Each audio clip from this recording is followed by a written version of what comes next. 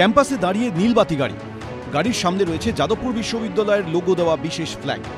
এই গাড়িটি বরাদ্দ রাজ্যের পাঁচতারা বিশ্ববিদ্যালয়ের অন্তর্বর্তী উপাচার্যের জন্য। সেই গাড়িতেই বুধবার ক্যাম্পাসে ঢুকতে দেখা গেল সদ্য বরখাস্ত হওয়া যাদবপুর বিশ্ববিদ্যালয়ের উপাচার্য বুদ্ধদেব সাউকে।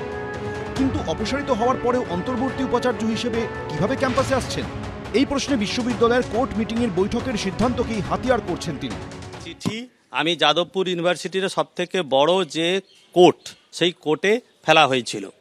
তারা সেই দুটো চিঠির উপরের সিদ্ধান্ত দিয়েছে যে ভাইস চ্যান্সেলর হিসাবে আপনি কাজ করবেন। কিন্তু যাদবপুর বিশ্ববিদ্যালয়ের শিক্ষক সংগঠনের দাবি অবশ্য অন্য। সমাবর্তনের সময় ছাড়া অন্তর্বর্তী উপাচার্য হিসেবে কাজ চালিয়ে যাওয়ার কোনো অনুমোদন দেওয়া হয়নি বলে দাবি করা হয়েছে সংগঠনের তরফে। কোর্ট বৈঠক থেকে কোনো সিদ্ধান্ত হয়নি যে উনি উপাচার্য হিসেবে কন্টিনিউ করবেন, কিন্তু কনভোকেশনটা করতে হবে, সেই জন্য সেই দিনের জন্য কোর্ট মিটিং থেকে সিদ্ধান্ত হয়েছে। আদারওয়াইজ কোর্ট মিটিং থেকে এরকম কোনো সিদ্ধান্তই হয়নি যে উনি উপাচার্য হিসেবে কন্টিনিউ করতে পারবেন এবং আইনত উনি উপাচার্য থাকবেন এবং উনি যা সই করবেন সেই সইগুলো বৈধ হবে উপাচার্য হিসাবে, এরকম কোনো সিদ্ধান্ত কোর্ট মিটিংয়ে হয়নি। রবিবার সমাবর্তনের কয়েক ঘন্টা আগে যাদবপুরের অন্তর্বর্তী উপাচার্যকে অপসারণ করেন আচার্য, কিন্তু বুদ্ধদেব সাউয়ের পাশে দাঁড়ায় রাজ্য সরকার।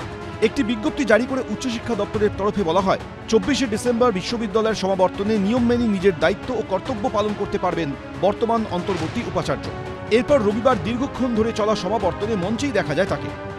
এবার বিতর্ক আরও বাড়িয়ে অন্তর্বর্তী উপাচার্য হিসেবে কাজ চালিয়ে যাচ্ছেন বুদ্ধদেব সাউ। আইন অনুযায়ী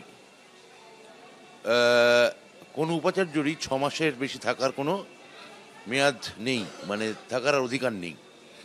ফলে আইন অনুযায়ী সমস্ত উপাচার্যরই পদত্যাগ করা উচিত। কিন্তু কেউ যদি না করেন, সবাই যদি গদি আঁকড়ে থাকতে চান, তাহলে বুদ্ধদেব সাউই বা বাদ থাকবেন কেন? তো বুদ্ধদেব সাউ যেটা রাজ্যপালের মুখের ওপর সমুচিত জবাব দিয়ে যে কাজটা করছেন, সেটা আইন কিভাবে দেখবে আমি জানি না, কিন্তু আমার মনে হয় নৈতিকভাবে কাজটা তিনি ঠিকই করেছেন।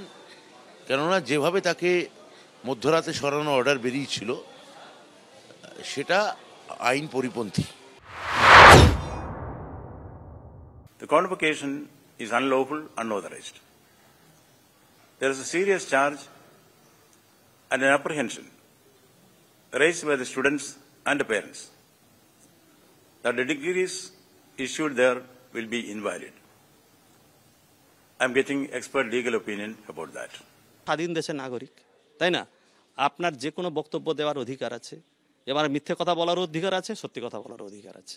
সেই অধিকার তো আমি কাউকে কেড়ে নিতে পারিনি, আপনিও পারেন না। পারেন কি?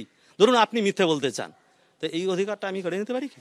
উপাচার্যের বরাদ্দকৃত গাড়ি, সেই গাড়ি ব্যবহার করছেন এবং তার নির্দিষ্ট ডিপার্টমেন্টে যাচ্ছেন এবং তিনি জানিয়ে দিচ্ছেন যে এখানকার বিশ্ববিদ্যালয়ের সর্বোচ্চ বডি কোর্টের নির্দেশেই বা কোর্টের অনুমোদনেই তিনি যাবতীয় কাজকর্ম চলছেন। যে উপাচার্যকে, অন্তর্বর্তীকালীন উপাচার্যকে বরখাস্ত করলেন আচার্য, তিনি উপাচার্য হিসেবেই কাজ চালিয়ে যাচ্ছেন। এখন এতে রাজ্যপাল সংঘাত কোন নতুন মাত্রায় গিয়ে পৌঁছয়, এখন সেটাই দেখার।